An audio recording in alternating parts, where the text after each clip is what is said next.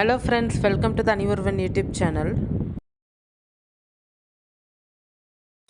இப்போ பார்த்துக்கிட்டிங்கன்னா இந்த உண்டியலில் இருக்கிற காசு வந்து அன்பாக்ஸ் பண்ண போகிறேன். இதை வந்து நான் ரொம்ப நாளாக சேர்த்துட்டு இருந்தேன். ஒரு 4-5 மாதத்துக்கு மேலேயே வந்து சேர்த்துட்டு இருப்பேன். எப்போவாவது எனக்கு எமர்ஜென்சிக்கு தேவைப்படும் போது இந்த உண்டியல் தான் அன்பாக்ஸ் பண்ணி எடுத்துருவேன். சில்லறை காசு வேணும்னா ஏதாவதுனா.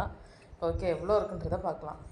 வந்து நான் காயின்ஸு, நோட்டு எல்லா டைப்பும் போட்டிருக்கேன். இப்போ இதுக்குள்ளே எவ்வளோ இருக்குன்றதையும் பார்த்துருவோம்.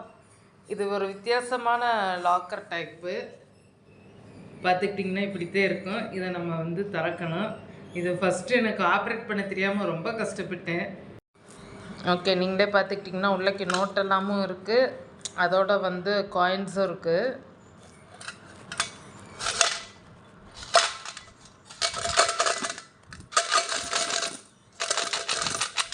இருக்குது காயின்ஸு.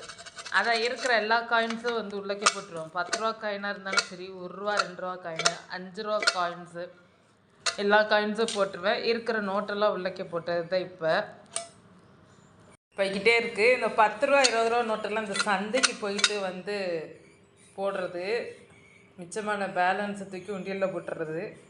சில்லறைலாம் நீ என்ன இல்லை, எல்லாத்தையும் நானே எண்ணிக்கிறேன். இவ்வளோ தான் அந்த உண்டியலில் வந்து இருந்தது. ஆக்சுவலி இது எவ்வளோன்னு கவுண்ட் பண்ணோம். ஏன்னா கொஞ்சோண்டு நான் தேவைப்படுதுன்ட்டு கொஞ்சம் காசு எடுத்துக்கிட்டேன் நடுவில். டோட்டலாக பார்த்துக்கிட்டிங்கன்னா ஒரு 1600 கிட்டே இருக்குது. இதில் வந்து நான் கொஞ்சம் எடுத்துக்கிட்டேன். அது போக தான் 1600 சம்திங் இருக்குது. 1670 ஒரு 80 கிட்டே இருக்குது. அங்கே எங்கேயோ வைக்கிறது சில்லறை காசு ரூபாயெல்லாம் காணாமல் போகுது. இப்போ தான் தெரியுது. அது நம்ம உண்டியலுக்கெலாம் வரலைங்க. நம்ம இந்த பாருங்கள் இப்போ எவ்வளோ சேர்த்து வச்சுருக்கோன்ட்டு. இப்போ வந்து மார்க்கெட் டைமுன்றதுனால மார்க்கெட் போகல இந்த ரூபா நோட்டெல்லாம் ரொம்ப யூஸ்ஃபுல்லாக இருக்கும். உண்டியலுக்கு இதுக்கு மேலே இடம் பத்தலை. ஸோ அதனால் வந்து எடுத்து செலவு பண்ணிக்கிற வேண்டியது தான்.